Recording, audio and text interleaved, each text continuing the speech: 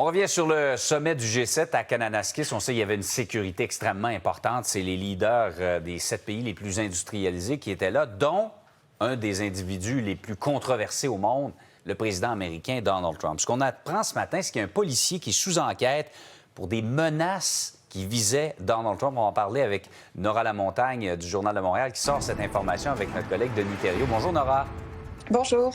Alors, c'est un policier de la GRC qui est sous enquête?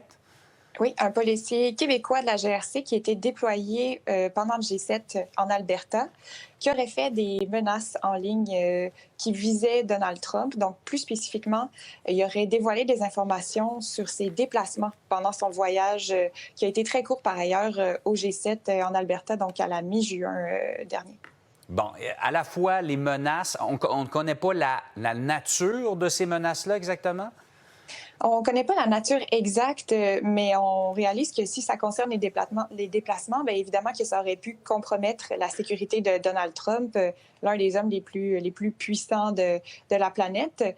On ne sait pas non plus exactement quand l'information a été publiée, mais ce qu'on sait, c'est que la GRC a ouvert 2 enquêtes à son sujet, donc une enquête criminelle dont cet employé fait l'objet et aussi une enquête déontologique. Puis il y a déjà des mesures disciplinaires qui ont été prises contre lui, évidemment. Évidemment, on ne connaît pas son identité? Non, pour des raisons de sécurité, à ce stade-ci, la GRC refuse de le dévoiler. C'est sûr que s'il y a des accusations criminelles qui sont déposées contre ce policier-là, on sera capable d'en savoir un peu plus, dont exactement, mais qui est cet homme? Qu'est-ce qu'on vous dit? Je pense qu'on a été assez avare de commentaires, à la fois la GRC et le syndicat qui représente les policiers.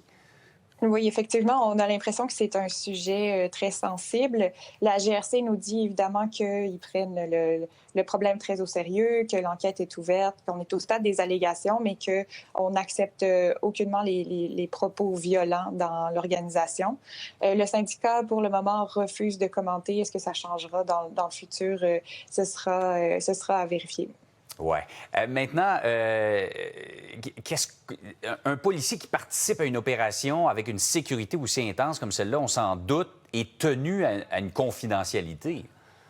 Bien, c'est la règle d'or, c'est-à-dire que de dévoiler des informations sur les déplacements des gens qu'on est censé protéger, évidemment que ça va à l'encontre de toutes les tâches qu'on nous donne. Et quand on sait que le Canada n'a pas lésiné sur la sécurité, c'est un des événements les plus sécuritaires au monde entier. Je regardais les chiffres, là, on a déjà eu un autre G7 en 2018, ça se passait dans Charlevoix, si vous vous souvenez. À ce moment-là, les chiffres étaient sortis. Seulement pour la sécurité, ça avait coûté plus de 308 millions de dollars. Ça vous donne une idée de l'ampleur. Et en Alberta, bien, ça, je veux dire, c'est le même genre d'événement. Ça se passait dans la région de Kananaskis. Et pour vous donner une idée, les avions ne pouvaient plus survoler la région pendant un certain temps.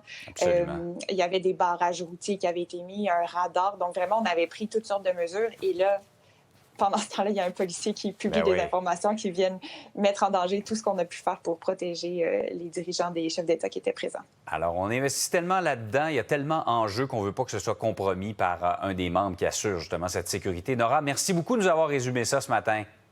Ça fait plaisir. Bonne journée. Au revoir.